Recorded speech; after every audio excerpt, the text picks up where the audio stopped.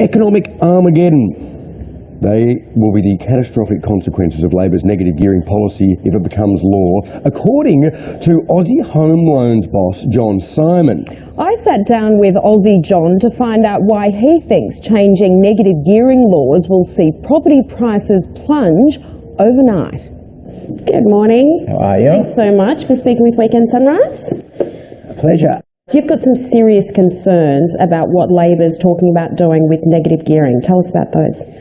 Well, what I'm concerned about is bringing out a sledgehammer and overnight hitting negative gearing on all established housing across Australia. And to me, that's very, very dangerous, because there's ways that you can improve anything. But to come out and just totally hit it on the head is stupid, and it's going to hurt a lot of people. You say it's dangerous, but you've actually said that you think that it could see property prices drop 10 to 20% overnight. Who knows? I don't know whether prices will drop 10%, 20% or more. There's others out there saying it could drop 30 or 40%. I wouldn't think it'd drop that much, but one thing I'm prepared to bet on, it will definitely drop the value of homes.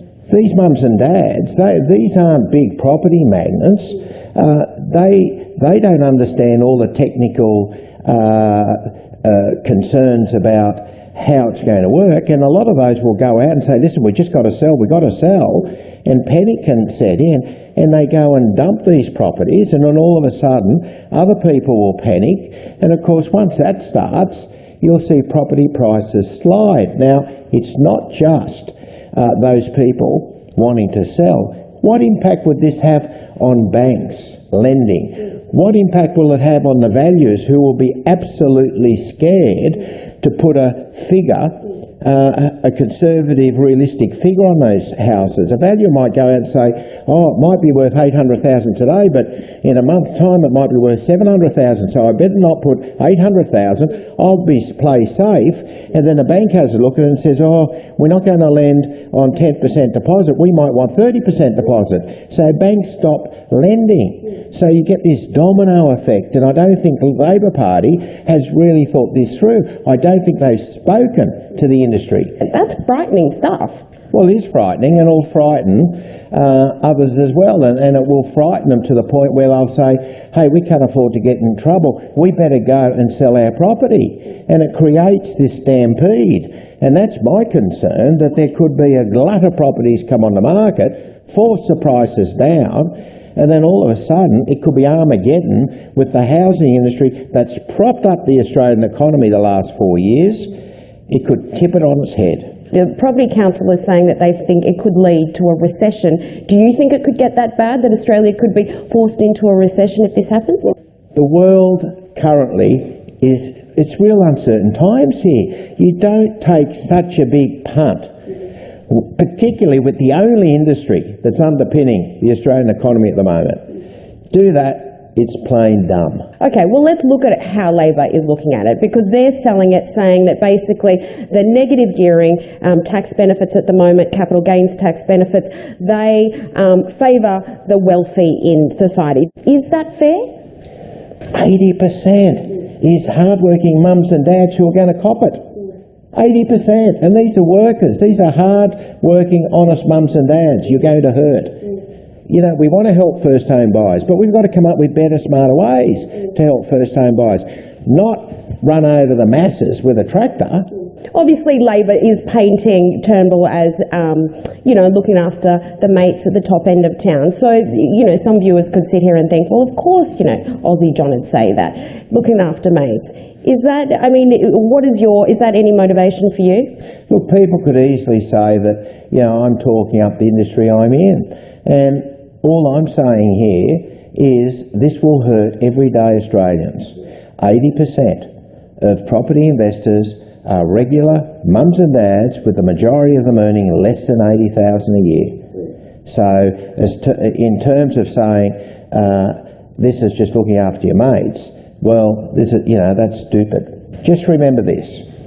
Australian housing, majority mums and dads, is something between $5 and $6 trillion. The whole superannuation bucket is about $1.6 trillion.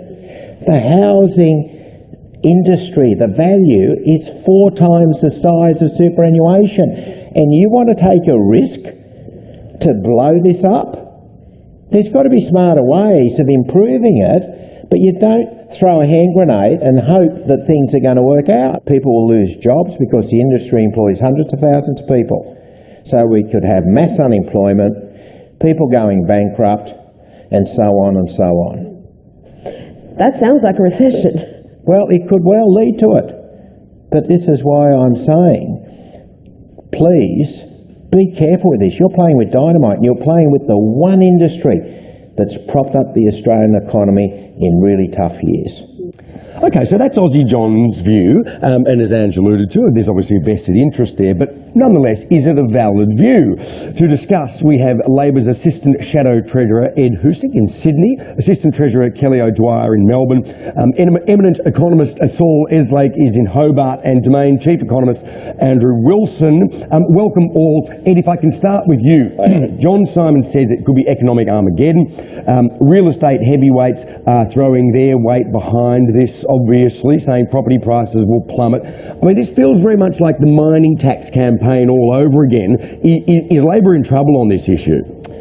Yes, apparently if you listen to that interview, the 4 horsemen of the apocalypse will be at a Sydney house auction near you very soon. But let's put the drama aside and let's go to facts. And the facts are pretty compelling. You know, 1 in 7 home buyers in recent times have been first home buyers. So that clearly people are being squeezed out. I come from Western Sydney.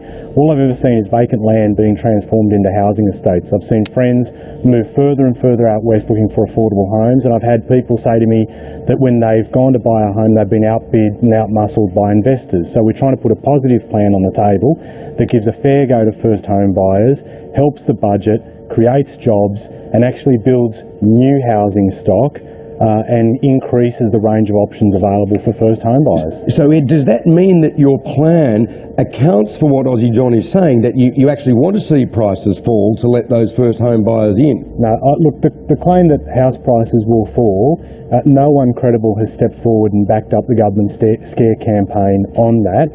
One of your guests here today, Saul Eslake, says one of the best things you can do for housing affordability in this country is actually tackle negative gearing. And while I have huge respect for John Simons, he said 2 things. One, he actually said he didn't know how much prices would fall. He was only going to put a bet on it. Well, you can't make policy on the basis of bets. And the second thing is he couldn't point to one study, one firm, credible expert that would back up what he was saying. And so what I'm backing, what a lot of us are backing, is to give a fair go to first home buyers with a positive plan that we've put on the table to do just that. So Saul, let's go to you then. What do you make of Aussie John's claims? Well, like Mr. Husick, I have a great deal of respect for John Simons, and I think house prices are more likely to fall because someone who is as respected and loved as him says that they will fall than because of anything that is in the Labor Party's policy. And when people like Mr. Simons say that you need to be careful, people like him need to be careful because his opinions carry a great deal of weight with the Australian community. As I see it, Labor's policy by grandfathering existing negatively geared investors actually gives them less reason to sell than they have at the moment, because if they do sell, then they lose the privileges which have the opportunities to reduce their tax, which negative gearing gives them. What I think Labor's policy will do will be to slow the rate at which prices continue to rise, and that's a good thing, but it won't cause prices to fall because existing investors will, to a greater extent, be locked in. And of course, that's the point the Reserve Bank staff were making in their memo to more senior officers in response to the Murray inquiry into the financial system, which in effect recommended what the Labor Party is advocating. Kelly O'Dwyer, it's a little bit hard to sort of avoid the perception anyway that this is sort of the big end of town riding in to rescue the Libs and protect their own interests. Why do you think that ordinary Aussie voters would want to listen to a millionaire like John Simon? Look, Andrew, I think it's important to understand that housing affordability is a significant issue for many Australians. But what Labor has put on the table is a great big con. In fact, worse than that, it's a huge experiment, not only with the property industry, but with our economy more broadly. And what Labor's policy will do won't add fairness to this whole debate. They have, in fact, made it much easier for very wealthy Australians to deduct their other investment income and negatively gear that against their other investment income, like their share portfolios, their dividends and investments. They'll be able to continue to negatively gear, while those ordinary Australians, 2/3 of which John Simon spoke about, 2/3 of which are currently negatively gearing at the moment, they won't be able to do that against their ordinary wage income. Now, those people actually want to save. They want to be able to build their wealth, and they will be put at a distinct disadvantage. And we are talking here about 57,000 teachers. We're talking about more than 40,000 nurses and midwives. We're talking about more than 20,000 emergency service workers. I mean, the list of people goes on, and Labor is really conducting a dangerous experiment. They haven't thought it through, and it will have a massive, massive impact on our economy. Andrew, let's go to you. Obviously, Labor's saying that the objective is to make it easier for first-home buyers to try and get in the market. What do you think of Labor's plan with negative gearing? And it's a tough sell, because if you make it more valuable or easier for first-home buyers to get in the market, other people are concerned that their house prices are going down. What do you make of the plan? Well, look, I tend to disagree actually with a number of the speculative proposals, and that is that I think house prices, particularly in the short term, will actually rise. And it will depend on individual market dynamics, what happens with rents and prices. But we are starting to see some early signs of a surge of investors into housing markets. Those ABS lending finance numbers on Friday showed an increase, particularly in that Sydney market, of New South Wales lending for investors of 30% over March. And the proportion of lending now in New South Wales for investors has now risen to 55%. That's the highest proportion since September last year. And the proportion of first-home buyers borrowing over March was down to 7.1%, which is an all-time record low. And this is before we had the cut in interest rates 2 weeks ago. And last night, Domain reported an 80.3% clearance rate in the Sydney market. That's the highest clearance rate since July last year, and we're starting to look again like we're creating the circumstances. Seems we've lost Andrew there. Can I just jump in there, because we have lost Andrew, and ask you, Saul, another question? There's a lot of speculation going on here. Some people are saying, like Andrew, that house prices will go up in the immediate short term. Others saying they're going to plummet. Is there anything that history can teach us about experimenting with negative gearing? Well, the property industry says there is. The property industry keeps referring to what allegedly happened between 1985 and 1987, when the Hawke government abolished and subsequently reintroduced negative gearing for property investment.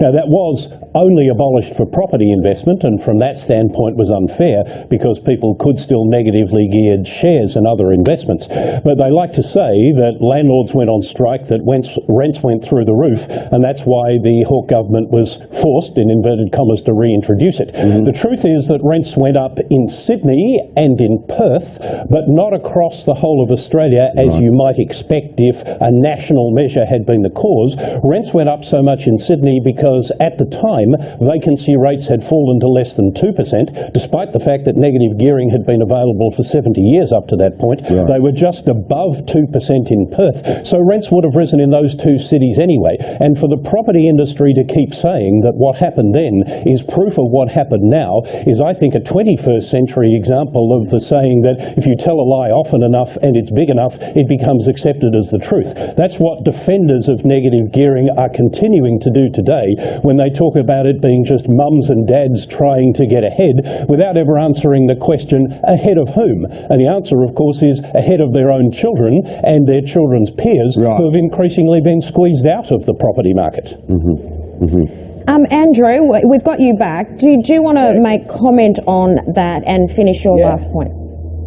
Look, absolutely, and look, I tend to agree but disagree with what Saul's saying. Certainly it was low vacancy rates that created higher rents in Sydney and Perth in 85-6. Now, and they were vacancy rates below 2%. But hello, guess where our vacancy rates are in most capital city markets at the moment? Only Perth and Darwin have higher vacancy rates than 2%. And these are the preconditions for higher rents rather than lower rents. Tight vacancy rates, just as we had in 1986. Despite the fact that negative gearing has been available for another 30 years since then. Well, Team, sadly we have to wrap it there, but Kelly and Ed, you know, we did see this come up in the, the leaders' debate the other night. It is no doubt going to continue to burn as a pretty big issue in this election, so we may be able to revisit this at some point. Thank you all so much for joining us. Andrew, Saul, Ed, Kelly, thank you. Thanks for having me.